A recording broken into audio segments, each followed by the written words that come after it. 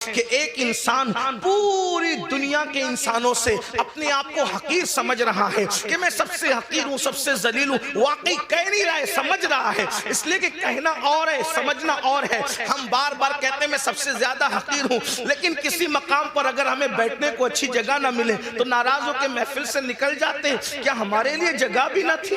اللہ اکبر. تو انسان کہتا بہت کچھ ہے لیکن سمجھتا کم ہے. اللہ اکبر. تو علامہ منیری رحمت اللہ تعالیٰ علیہ فرماتے ہیں سارے انسانوں سے انسان اپنے آپ کو حقیر سمجھتا ہے، لیکن صرف ایک انسان سے اپنے آپ کو بہتر سمجھتا ہے. سب سے حقیر سمجھ کر ایک سے اپنے آپ کو بہتر سمجھا، مطلب ابھی بھی اس کے اندر گھمنڈ اور تکبر باقی ہے. اور جس میں تکبر باقی ہے اللہ اس کے عمل کو اس کے منہ پہ مارے گا، اللہ اس کے عمل کو قبول نہیں فرمائے گا. اپنے من میں ڈوب کر پا جا سراغ زندگی، تو اگر میرا نہیں بنتا نہ بن، اپنا تو بن. تو پہلی مٹھی بھر کر جب ہم کسی قبر پر مٹی ڈالتے ہیں تو کہتے ہیں منہا خلقناکم. اس کا مطلب کیا ہے؟ گھمنڈ والو، تکبر والو، چاہے حسن کا ہو، چاہے علم کا ہو، چاہے دولت کا ہو، چاہے نسب کا ہو، چاہے تقویٰ پرہیزگاری کا ہو، قرآن کہہ رہا ہے اسی مٹی سے تمہیں پیدا کیا گیا ہے.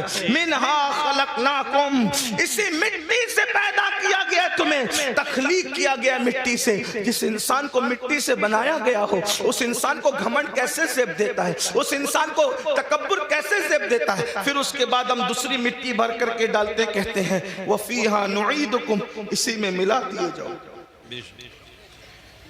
اٹھایا مٹی سے ملائیں گے مٹی، اور پھر وَمِنْهَا نُخْرِجُكُمْ تَارَةً أُخْرَى. تیسری مٹھی بھر کر جب ہم مٹی ڈالتے ہیں تو کہتے ہیں آیت کریمہ کو بطور دعا پڑھتے ہیں اور پھر اسی مٹی سے تمہیں اٹھایا جائے گا. اب آج میری گفتگو کا جو عنوان ہے ہم کیسے اٹھیں گے، یہ اس پر آپ کی توجہ. جانا تو سب نے قبر میں، ہر آدمی اپنی اپنے عمل کے مطابق جائے گا، جو جیسے جائے گا تیسے جائے گا. اٹھیں گے کیسے؟ تو ایک حدیث پاک بڑی طویل ہے، اس میں اللہ کے رسول صلی اللہ علیہ وآلہ وسلم سے پوچھا گیا کہ یا رسول اللہ صلی اللہ علیہ وآلہ وسلم ہمیں قبروں سے کیسے اٹھایا جائے گا اور کس حالت میں اٹھایا جائے گا؟ اللہ کے حبیب علیہ الصلوۃ والتسلیم سے جب پوچھا گیا کہ ہمیں کس طرح اٹھایا جائے گا اور ہم کیسے اٹھیں گے اپنی قبر سے، حضرت سیدنا معاذ ابن جبل رضی اللہ تبارک و تعالی عنہ کا سوال تھا. آپ نے سوال کیا آقا کیسے اٹھیں گے؟ تو اللہ کے حبیب علیہ السلام نے کہا اے معاذ تو نے بہت مشکل سوال کیا مجھ سے، اور اس کا جواب دینے سے پہلے توجہ کرنا، اس کا جواب دینے سے پہلے سید العالمین قائد المرسلین عالم ما کانا وما یکون اتنا روئے کہ روتے روتے داڑھی بھی آنسوؤں سے تر ہو گئی اور حضور کے کپڑے بھی آنسوؤں سے تر ہو گئے. سوال کیا تھا؟ آقا قبروں سے ہم کیسے اٹھیں گے، کس حالت میں اٹھیں گے، کس شکل میں اٹھیں گے، کس انداز سے اٹھیں گے؟ تو اللہ کے حبیب علیہ السلام پر اس قبر سے اٹھنے کی کیفیت جب حضور کو یاد آئی کہ امت کیسے اٹھے گی، حضور اتنا روئے صلی اللہ علیہ وآلہ وسلم کہ آپ کی داڑھی آنسوؤں سے تر ہو گئی، کپڑے آنسوؤں سے تر ہو گئے، اور فرمایا تو نے مشکل سوال کیا اور پھر جواب دیا اے معاذ جب میری امت قبر سے اٹھے گی تو وہ 12 صورتوں میں اٹھے گی، 12 شکلوں میں اٹھے گی. قبر سے اٹھنے والوں کی 12 پوزیشن ہوگی. اب یہاں توجہ کے ساتھ سنیں، حدیث مکمل ہوگی، بات بھی پوری ہو جائے گی. اب ان 12 میں ہم کس کے اندر ہے ذرا اس پر توجہ کرنا. میں نہیں کہوں گا کہ آپ کس میں ہیں، میں کس میں ہوں، یہ کس میں ہے، وہ کس میں ہے، نہیں، بہت ہو چکا میرے بھائیوں. میں کہتا ہوں تو سدھر، تم کہتے ہو تو سدھر. یہ تو اور تو کے اندر معاملہ خراب ہے. ہمیں یہ سوچنا ہے کہ میں نے سنورنا ہے، میری قبر کے اندر میں نے اکیلے جانا ہے، اپنی قبر سے میں نے اٹھنا ہے. میرے بھائیوں یہاں ساری چیٹنگیں چل جائے گی، ریاکاریاں چل جائے گی، مکاریاں چل جائے گی، سب چل جائے گا، لیکن وہاں کچھ نہیں چلے گا. سب معاملہ وہاں پیور ہے. اللہ اکبر. اب میرے اور تمہارے نبی، غیب دا نبی صلی اللہ علیہ وآلہ وسلم قیامت کا منظر پیش کر رہے ہیں. قبروں سے اٹھنا تو ہے نا بھائیوں، قبروں میں جانے پر بھی یقین ہے، قبر سے اٹھنے پر بھی یقین ہے. اب میرے اور تمہارے سچے نبی سید العالمین غیب دا نبی صلی اللہ علیہ وآلہ وسلم فرماتے ہیں 12 قسم کے لوگ ہوں گے قبر سے اٹھنے والے، یعنی 12 پوزیشن میں لوگ اٹھیں گے، 12 انداز میں لوگ اٹھیں گے. اب میرے آقا علیہ السلام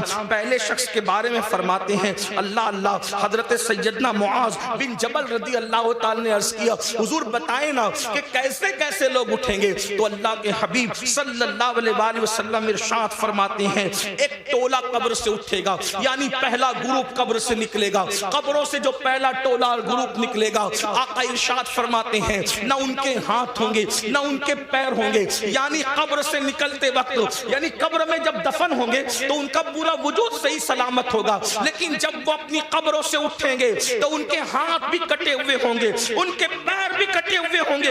اللہ اکبر! اس حالت میں وہ دنیا سے جب گئے تھے تو اچھے بھلے، لیکن قبر سے نکلیں گے تو ہاتھ نہیں پیر نہیں، ہاتھ اور پیر دونوں کٹے ہوئے، اور اس وقت غیب سے ندا آئے گی اے لوگوں یہ ٹولہ جو قبر سے ہاتھ اور پیر کٹا ہوا نکلا ہے، جانتے ہو کس جرم کی وجہ سے ان کے ہاتھ اور پیر کاٹ دیے گئے؟ اللہ اکبر! تو لوگ پوچھیں گے کس وجہ سے؟ تو کہاں جائے گا یہ دنیا میں اپنے پڑوسیوں کو تکلیف پہنچاتے تھے، یہ دنیا میں اپنے پڑوسیوں کے ساتھ اچھا سلوک نہیں کرتے تھے، اس لیے آج یہ اپنی قبروں سے اٹھے ہیں تو ان کے ہاتھ بھی کٹے ہیں، ان کے پیر بھی کٹے ہیں۔ آپ سے پوچھنا چاہتا ہوں آج تھوڑی سی طاقت مل جائے، تھوڑی سی قوت مل جائے، پڑوسیوں کے ساتھ ہمارا سلوک کیا ہے؟ اللہ اکبر! بڑی معذرت کے ساتھ مسلمانوں، ہر پڑوسی دوسرے پڑوسی کو، ہر طاقتور کمزور کو دبا رہا ہے، بلکہ العیاذ باللہ اب تو حالات یہاں تک ہو گئے صرف پڑوسیوں کو ستایا نہیں جا رہا ہے، پڑوسیوں کی بیٹیوں پر بھی غلط نظر ڈالی جائے،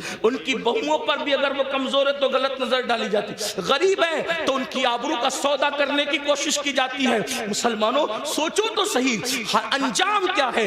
یہ دنیا ہے، دنیا میں کوئی روکے نہ روکے، کوئی ٹوکے نہ ٹوکے، کوئی جو چاہے جس طرح چاہے کر لے، مگر قبر ہے، آخرت ہے۔ ذرا سوچو تو صحیح دنیا میں جس کے ہاتھ نہیں اس کا انجام کیا، دنیا میں جس کے پیر نہیں اس کی حالت کیا، لیکن آخرت میں جو اللہ اکبر لنگڑا اور لولا کر دیا جائے کس بنیاد پر؟ پڑوسیوں کو ستانے کی بنیاد پر۔ آئیے میں طول نہ دیتے ہوئے صرف ایک دو روایت اس سلسلے میں آپ کی کہ کہیں پڑوسیوں کو وراثت میں حقدار نہ کر دیا جائے، پڑوسیوں کو جو ہے انسان کے مال میں شریک نہ کر دیا جائے۔ آقا علیہ السلام ارشاد فرماتے ہیں کہ کوئی بندہ پیٹ بھر کر کے کھانا کھا کے سو جائے اور اس کا پڑوسی بھوکا ہو، آقا فرماتے ہیں وہ کامل مومن نہیں ہو سکتا۔ یہاں تک آقا فرماتے ہیں کہ پڑوسی کا حق یہ ہے جب تم اچھا کھانا بناؤ تو تھوڑا سا پانی اپنی ہانڈی میں بڑھا لو تاکہ وہ کھانا تم اپنے پڑوسی کو بھیج سکو۔ آج ہم جلسوں میں، کانفرنسوں میں اور تحریروں میں بڑی درد بھری باتیں کرتے ہیں۔ آج لوگ کیا کہتے ہیں؟ اس کی بیٹی بھاگ رہی ہے، یہ ہو رہا ہے، وہ ہو رہا ہے۔ میں کہتا ہوں سب ہو رہا ہے، اگر ہم نے اپنے پڑوسی کا خیال کر لیا ہوتا تو غریب کی بیٹی نہ بھاگتی۔ اور ایک بات آپ کو بتاؤں، کس نے کہہ دیا کہ صرف غریب کی بیٹی بھاگ رہی ہے؟ بڑی معذرت کے ساتھ صرف غریبوں کی نہیں بلکہ مالداروں کی بھی، اور اس کی وجہ صرف غربت نہیں ہے بلکہ اچھے رشتوں کا نہ آنا بھی اس کی وجہ ہے، جہیز کی لعنت بھی اس کی وجہ ہے، ساتھ ہی ساتھ علم کا نہ ہونا بھی اس کی وجہ ہے، ساتھ ہی ساتھ فضول خرچیوں میں ہمارا پڑھ کر کے شادیوں کو مہنگا کرنا بھی اس کی وجہ ہے۔ لیکن بس اتنا عرض کرنا چاہتا ہوں اپنے پڑوسیوں کا خیال کرو، پڑوسیوں کا لحاظ کرو، اور اگر پڑوسیوں کو ستاؤ گے، ظلم کرو گے تو یاد رکھنا قبر سے بغیر ہاتھ اور بغیر پیر کے اٹھنے کے لیے تیار ہو جاؤ۔ اسی پہ بس نہیں، آقا فرماتے ہیں وہ لنگڑے بھی اٹھیں گے، لولے بھی اٹھیں گے، اور ان کو منہ کے بل گھسیٹتے ہوئے جہنم میں لے جایا جائے گا کہ تم نے پڑوسیوں پہ ظلم کیا تھا۔ ایک بات پڑوسیوں کے متعلق اور رس کروں آپ سے، آج پڑوسیوں کے ساتھ اچھا سلوک ہمارا نہیں۔ کل لوگ جب گھر خریدنے جاتے تھے تو دیکھتے تھے کہ مسلمان رہتا ہے کہ نہیں رہتا ہے پڑوس میں، اور لوگ مسلمان کے پڑوس میں رہنا پسند کرتے تھے، اور آج لوگ مسلم محلے میں رہنا پسند نہیں کرتے۔ کیوں؟ سب سے زیادہ کچرا اور گھان اگر کسی علاقے میں ہوگی تو مسلم محلے میں، ننگے بچے چڈی پہن کر کے گالی گلوچ کر رہے ہوں گے تو مسلمانوں کے محلے میں، رات کے 3-3 بجے تک کے جھگڑے فساد کی آواز آ رہی ہوگی تو، اور ٹی وی کا آواز زور سے ہو رہا ہوگا تو مسلمانوں کے محلے میں۔ حد ہے، جس مذہب نے ڈسپلین سکھایا آج اس مذہب کے ماننے والے ڈسپلین سے دور ہے، اور دوسروں نے ہم سے سیکھ لیا اور ہم کورے ہو گئے۔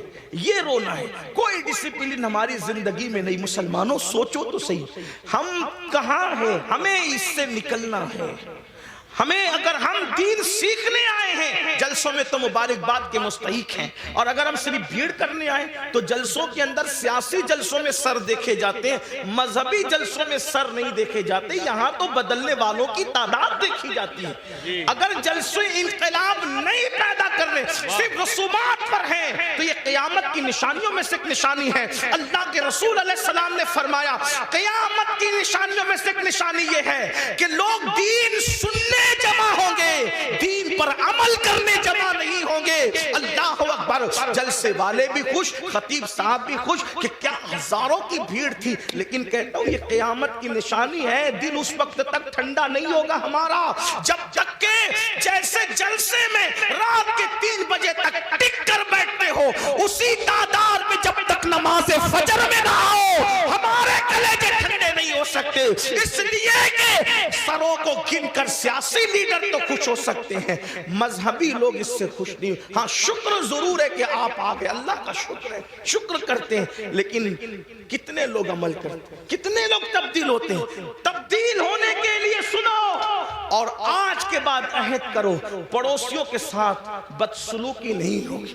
ایک بات آپ سے کہتا ہوں، ہمارے امام الائمہ، سراج الامہ، کاشف الغمہ، سیدنا نعمان بن ثابت، امام اعظم ابو حنیفہ کا ایک پڑوسی تھا، موسیقی کے فن میں ماہر تھا، اور آپ کو ستانے کے لیے پوری رات موسیقی بجاتا تھا، میوزک بجاتا تھا، بہت تکلیف پہنچاتا تھا، گانا بھی گاتا تھا، تکلیف بھی تکلیف پہنچانا ہی اس کا مشغلہ تھا۔ اور ایک بات یہ بھی یاد رکھنا، اگر کوئی پڑوسی آپ کو ستائے آپ صبر کریں، کیونکہ پڑوسی کا حق ہے، آپ صبر کریں، آپ اس پہ ظلم نہ کریں۔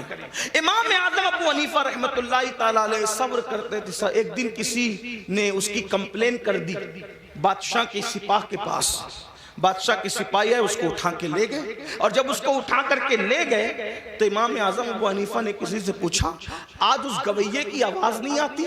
دیکھو ہم تو کبھی برساں برس پڑوسیوں کی خیال ہی نہیں رکھتے، آواز آ رہی کہ نہیں آ رہی، کس حالت میں نہیں ہے، لیکن امام اعظم تھے۔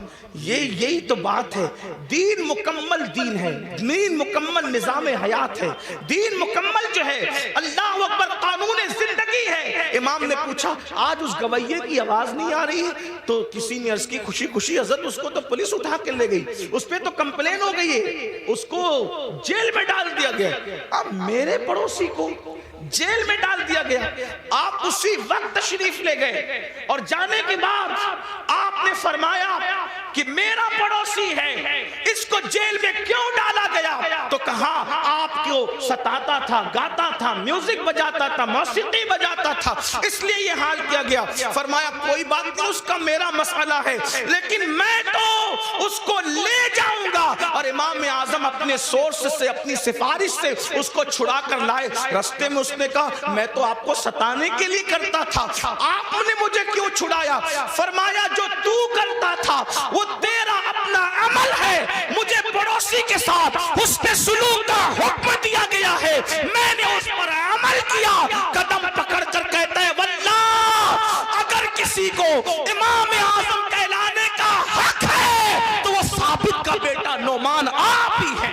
نعرہ تکبیر، نعرہ رسالت۔ لوگوں کا طریقہ تھا ہم اپنے پڑوس کے ساتھ، آج تو پڑوس میں سگا بھائی بھی رہتا ہے، ہم اس کے ساتھ کیا سلوک کرتے ہیں؟ اچھا کھانا بناتے ہیں تو معاذ اللہ چھپا چھپا کر کے کھاتے ہیں، ایسا نہیں ہونا چاہیے۔ پھر میرے اور تمہارے آقا صلی اللہ علیہ وآلہ وسلم ارشاد فرماتے ہیں دوسرا گروہ، دوسرا قافلہ، دوسرا ٹولہ جب اپنی سور کی طرح اور خنزیر کی طرح ہوگی، خنزیر اور سور کی شکل میں وہ اپنی قبروں سے نکلیں گے۔ حالانکہ جب ان کو قبر میں رکھا گیا تھا تو ان کے چہرے اچھے بھلے تھے، لیکن اب وہ میدان محشر میں اٹھیں گے تو وہ سور کی شکل اور خنزیر کی شکل لے کر اٹھیں گے۔ صحابہ بے چین ہو گئے، تڑپ گئے، عرض کیا یا رسول اللہ صلی اللہ علیہ وآلہ وسلم، جو گروہ، جو ٹولہ، جو قافلہ قبروں سے سور اور خنزیر کی شکل میں اٹھے گا ان کا کیا قصور ہوگا؟ تو میرے آقا فرماتے ہیں ان کا قصور یہ ہوگا کہ وہ نمازوں میں پر یقین ہے، ان باتوں کو کیوں بھول جاتے ہو؟ جس کے کہنے پر اللہ کو ایک مانا، جس کے کہنے پر قرآن کو اللہ کی کتاب مانا، جس کے کہنے پر دین اسلام کو حق مانا، اللہ اس رسول کا فرمان ہے بے نمازی، نماز میں سستی کرنے والا جب اپنی قبر سے اٹھے گا تو سور کی شکل میں اٹھے گا، خنزیر کی شکل میں اٹھے گا۔ اس پر زیادہ بات نہ کرتے ہوئے ایک روایت آپ کے سامنے پیش کروں، کھلے دلوں کے ساتھ اور کھلی آنکھوں کے ساتھ، کھلے کانوں کے ساتھ سننا۔ اپنے آپ پہ رحم کر لو، اپنے آپ پہ رحم کر لو۔ اللہ کے بندو، آخرت کی گھاٹی بڑی مشکل ترین گھاٹی ہے، ہم نے اس کو جتنا آسان سمجھا اتنا آسان نہیں ہے۔ میرے امام کہتے ہیں اللہ اکبر، پاٹ وہ کچھ دھار یہ کچھ زار ہم، یا الہی کیوں کر اترے پار ہم، اپنی ستاری کا یا رب واسطہ ہو نہ رسوا برسرے بازار ہم۔ اللہ ہمیں فیس بک کے لیے تو وقت ہے، یوٹیوب پر بیٹھنے کے لیے تو وقت ہے، دوستوں کی محفلوں کے لیے تو وقت ہے، بیوی بچوں کے لیے تو وقت ہے، سب کے لیے وقت ہے، رب کے لیے وقت نہیں۔ سن لو اور اچھی طرح سے سن لو۔ اللہ حضرت علامہ عثمان ابن حسن رضی اللہ تبارک و تعالیٰ عنہ اپنی کتاب میں لکھتے ہیں، میری بہنوں کی بھی توجہ، اللہ کے حبیب علیہ السلام کا ظاہری دور ہے، آقا علیہ السلام اپنے صحابہ کے جرمٹ میں جلوگر ہیں، ایسے میں ایک نوجوان روتے ہوئے آتا ہے اور عرض کرتا ہے یا رسول اللہ صلی اللہ علیہ وآلہ وسلم، میرے ابو کا انتقال ہو گیا، میرے باپ کا انتقال ہو گیا۔ آقا میرا باپ مر چکا ہے، اس کا انتقال ہو چکا ہے، ہم دیہات کے لوگ ہیں، دیہات میں رہنے والے ہیں، آقا نہ اس کو کوئی غسل دینے والا ہے، نہ اس کو کوئی کفن پہنانے والا ہے، یا رسول اللہ صلی اللہ علیہ وآلہ وسلم اس لیے میں رو رہا ہوں۔ میرے آقا نے فرمایا اے ابو بکر اٹھو، اے عمر اٹھو، اور دونوں جاؤ اور جا کر کے اس کے دیہات میں پہنچو، اس کے گاؤں میں پہنچو، اس کو غسل بھی دو، اس کو کفن بھی پہناؤ۔ اللہ اکبر۔ جب صدیق اکبر، فاروق اعظم، میرے آقا کے دونوں یار شیخین کریمین اٹھے اور دیہات میں پہنچے تو جیسے میت کے قریب گئے غسل دینے کے لیے چہرے سے چادر ہٹائی، چہرے سے چادر ہٹائی تو کیا دیکھا کہ اس کا منہ، میت کا منہ کالے سور کی طرح ہو گیا، کالے خنزیر کی طرح ہو گیا۔ اللہ اکبر۔ صدیق و